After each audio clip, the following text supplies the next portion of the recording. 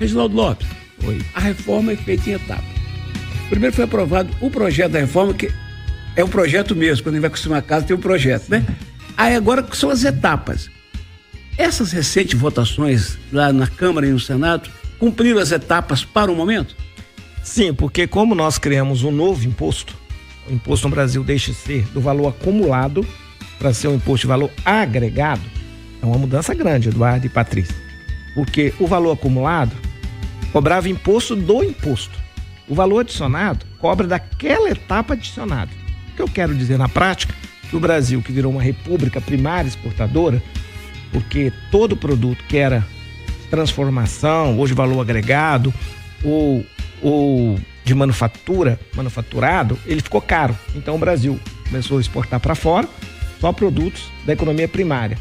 E no mercado interno, os preços não eram competitivos, porque o Brasil tinha aí um aumento de resíduo tributário por causa do sistema de 8% até 12%, depende do setor produtivo. Agora não, agora nós vamos reduzir esse custo tributário, porque nós vamos cobrar do valor adicionado, por isso chama IVA, Imposto de Valor Adicionado, Imposto de Valor Agregado. Portanto, a regulamentação mais importante da reforma tinha a obrigação de ser concluída em 2024. Por quê? Porque em 2026 nós vamos iniciar a transição do sistema tributário com ano teste. O que é ano teste?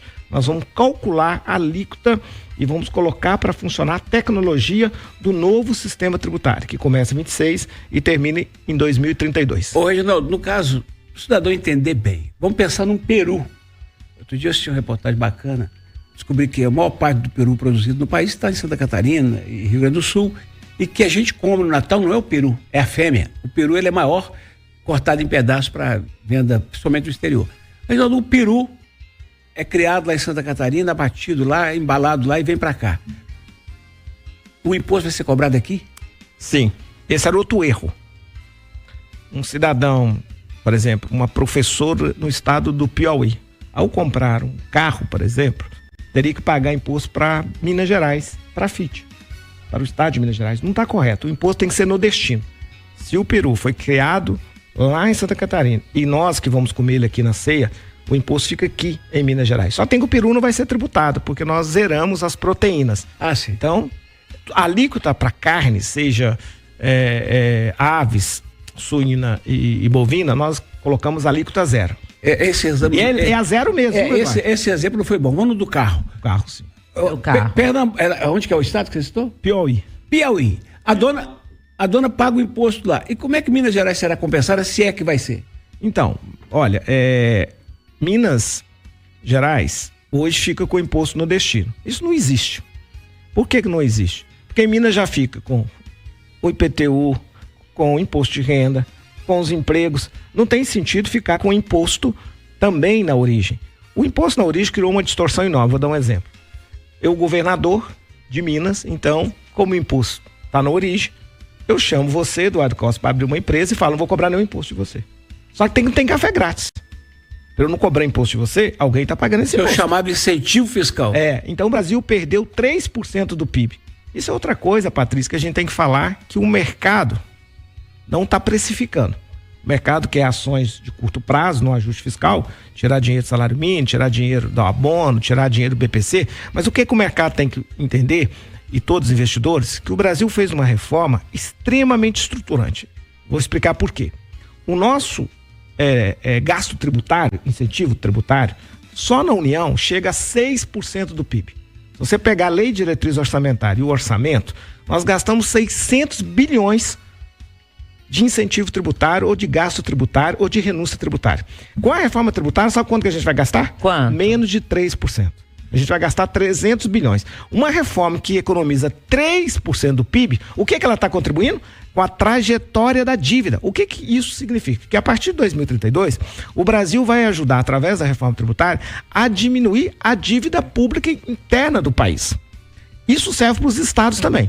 Os estados hoje, Minas Gerais está quebrada, mas Minas Gerais concede quase 20 mil RET, que eles falam, Regime Especial Tributário, e gasta mais de 25 bilhões, mesmo estando quebrada o estado. O que acontece? Com a reforma tributária, a partir de 2032, ninguém concede mais benefício tributário. Você pode conceder benefícios econômicos. Incentivos econômicos, mas orçamentário, com transparência. Eu pego o meu orçamento, falo, Eduardo Costa, sim. Patrícia, vamos abrir uma empresa aqui de microfone. Então eu vou te dar 500 milhões, toma aqui e transfere. E tem um público transparente. Então, o que nós estamos consertando?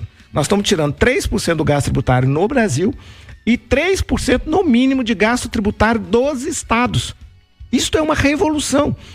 Por que vai sobrar 3 na União? Eu explico por quê. Porque o Simples custa 150 bilhões, a Zona Franca de Manaus custa uns 60 bilhões, o ProUni custa uns 20 bilhões e nós vamos dar para os governadores 0,6 do PIB, 60 bilhões, porque como eles abriram mão do imposto na origem e vão cobrar o imposto no destino, como que eles vão fazer política de incentivo regionais? Com esse orçamento. Ô deputado, mas eu tenho uma dúvida, que eu acho que é uma dúvida também de muitos empresários, de quem gera emprego nesse país. Como que com essa nova arrecadação fiscal, como que nós vamos conseguir não tirar aí a autonomia dos estados e do município? Então, não vai perder a autonomia financeira? Muito pelo contrário, Patrícia.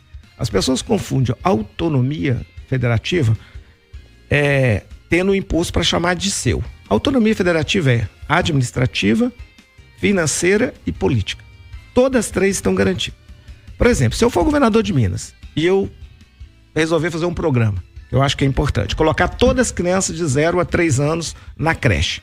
Eu posso comunicar à Assembleia Legislativa, se eu tiver autorização, aumentar 1% da alíquota do IVA. Quando eu aumento 1%, eu não vou aumentar para o meu amigo e nem para o meu inimigo. Eu vou aumentar para todos os setores econômicos. E toda a sociedade vai saber que eu aumentei 1%, porque o imposto é por fora. Quando você chegar para comprar um celular, vai estar lá o imposto por fora, 26. Então vai passar para 27. Então, quando eu for em São Paulo, eu vou perceber que está 26.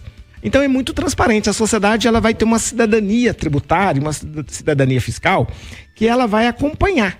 O que é que eu acho que vai acontecer, Patrícia e Eduardo Costa? Os próximos candidatos à presidência da República e governadores, eles vão prometer reduzir a alíquota de imposto. Olha que interessante. E a sociedade vai saber o que eles estão falando. Ô, Reginaldo. Então é isso, assim, na minha opinião, ele continua com autonomia para aumentar a alíquota no município, aumentar a alíquota no estado, e a União também pode aumentar a alíquota.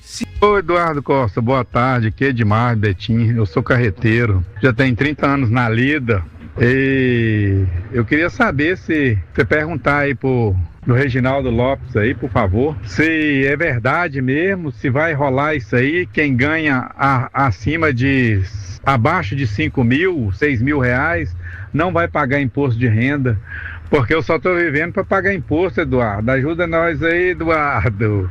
Um abraço para você, meu querido, e a Patrícia, essa elegância toda aí, todos da bancada. Obrigado, Feliz Natal para todos aí. Para você também. Muito obrigada. Elegante e monitora. Aqui, Reginaldo, isso aí já é outra história, né? Isso depende do projeto do governo, não está dentro do esboço da reforma, mas a promessa do Haddad é para o ano que vem. É porque nós temos 3 bases de tributação: renda, patrimônio e consumo, né? Então a minha reforma sobre consumos, bens e serviços, mas o imposto de renda é um compromisso do presidente Lula, é um compromisso do ministro Haddad. Nós vamos agora enviar em 2025, porque tem que ser aprovado no ano anterior, para princípio da anualidade. Então ele vai passar a isentar a partir de 2026. Quem ganha até 5 mil reais não vai pagar imposto de renda no Brasil. Isso é um erro, Eduardo e Patrícia, até do mercado e também de pessoas que são contrárias. Você tem 3 rendas que um cidadão tem chance de ter na vida. A renda de mercado que ele ganha, aquela renda disponível que é menos impostos, e a renda disponível estendida, que é a renda que ele ganha do mercado, menos imposto, e as políticas públicas que ajudam ele. Ele não paga saúde, ele não paga educação e tal. Esse modelo aumenta a renda disponível. E se o povo tem mais dinheiro na mão, vai comprar mais. Principalmente quem ganha até 5 mil reais. Porque quem ganha até 5 mil reais, pouco provável que vai fazer poupança. Então ele vai gastar na economia. Então quando você libera o consumo, a economia cresce. Então eu sou favorável sim à isenção de até 5 mil reais para o trabalhador brasileiro. Boa tarde, Eduardo Costa, tudo bem? Eu gostaria que o deputado tivesse condição de conseguir a relação dos aposentados com o maior salário do INSS, para nós sabermos que realmente é o valor que é estipulado pelo INSS a pagar para quem trabalhou e cooperou.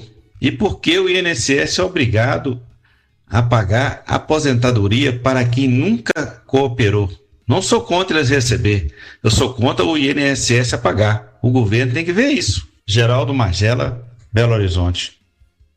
Tem um teto de 7 mil, mas ninguém ganha 7 contas. É muito raro, né? Eu, por exemplo, estou aposentado, eu pagava 20 anos sobre 10 salários, estou ganhando 2,5 e olha lá. É porque no governo Bolsonaro, anteriormente, o modelo era o seguinte: você descartava as 20 piores contribuições, 20%. Então você tinha a chance de chegar perto do teto. Com o descarte, é impossível, porque todo mundo começa no primeiro emprego ganhando um salário mínimo, 2 salários mínimos, depois vai crescendo. Então, com essa nova regra do INSS, da Previdência do Brasil, ninguém vai ganhar o teto, 7.700 e pouco, porque vai descartar, não descarta mais, é 100% das contribuições. Agora, é bom lembrar que o nosso modelo, Eduardo, ele é de repartição. O que o nosso ouvinte está dizendo, que o modelo deveria ser de captação. Como é que é a palavra? De capitalização. Capitalização. Porque cada um é uma conta. O modelo de repartição, ele é mais justo. Por quê? Porque ele garante a todo brasileiro o direito de ter uma aposentadoria mínima, que é ter um salário mínimo ou até 7.760. Então esse é o modelo mais justo. Se você olhar, o Brasil é o país, um dos países no mundo, que tem o menor percentual de idosos na extrema pobreza. Acima de 65 anos, o Brasil só tem 1,2 de idosos na extrema pobreza. O que significa isso? É porque não teve política de busca ativa.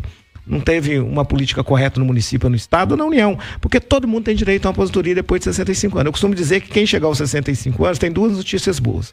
Primeiro, vai ter renda básica. Segundo, vive até 90 anos. Não quem nasceu. Quem tem mais de 65 anos. Então esse é o Brasil do futuro. Eu acho que comprovou ser positivo para o Brasil. Mas eu estou preocupado com outra coisa, deputado. Daqui a 10 anos, Previdência, considerando hoje, eu estou no Uber, eu estou no aplicativo, eu estou no táxi, mas o trabalho informal é um negócio impressionante. Quem vai bancar a conta dos aposentados daqui a 10 anos? Então, esse é o modelo brasileiro de repartição. Por isso que junta tudo e reparte. Por isso que o maior déficit hoje nas contas públicas é o déficit previdenciário. Tem pessoas que querem mudar esse modelo.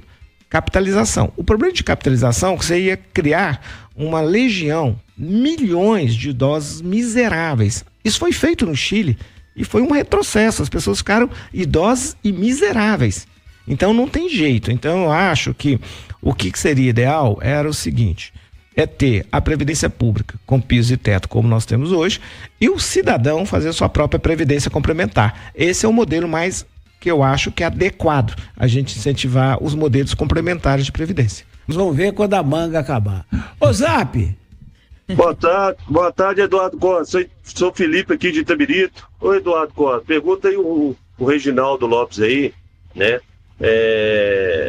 Por que se o Lula tá lá para ajudar os pobres, por que cobra muito imposto? Vai deixar o pessoal mais pobre, o Eduardo Costa. Fala com ele aí para ajudar nós aí, ué.